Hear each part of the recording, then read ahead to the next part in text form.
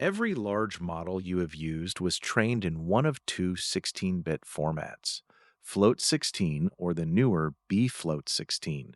Same 16 bits, spent completely differently, and that decided whether training finished. Float16, 1 sign, 5 exponent, 10 mantissa bits. bfloat16, 1 sign, 8 exponent, 7 mantissa bits. Float32 with its bottom 16 mantissa bits deleted. Watch 1/3 land in all three formats. Float32 keeps 7 decimal digits. Float16 keeps 3. bfloat16 keeps 2. 7 mantissa bits is all it has.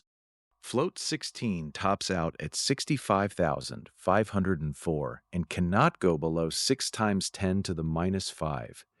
bfloat16 and float32 reach past 3 times 10 to the 38th, 33 orders lower. Take 2 to the minus 30th power, about 1 billionth, a real gradient size. bfloat16 and float32 store it exactly. Float16 cannot reach that low. It rounds to precisely 0.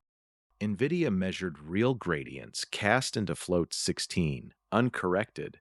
67% came out exact 0.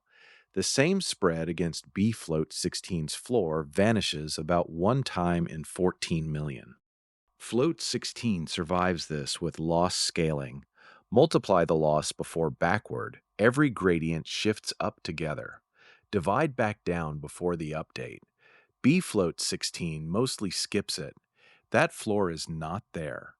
Two corrections. bfloat16's own floor reaches 9 times 10 to the minus 41, but Google's cloud chips flush it to 0 anyway, which barely matters. And Bloom's huge runs diverged from float16 overflowing, not just vanishing. None of this makes float16 wrong. It is a genuine trade. Send 1/3 through both formats, and float16 lands closer to the truth. bfloat16's error is exactly 8 times larger, spent on range instead of precision. bfloat16 was built at Google Brain for the Tensor Processing Unit in 2017 for this problem. One format kept precision and ran out of room. The other kept room and gave up precision.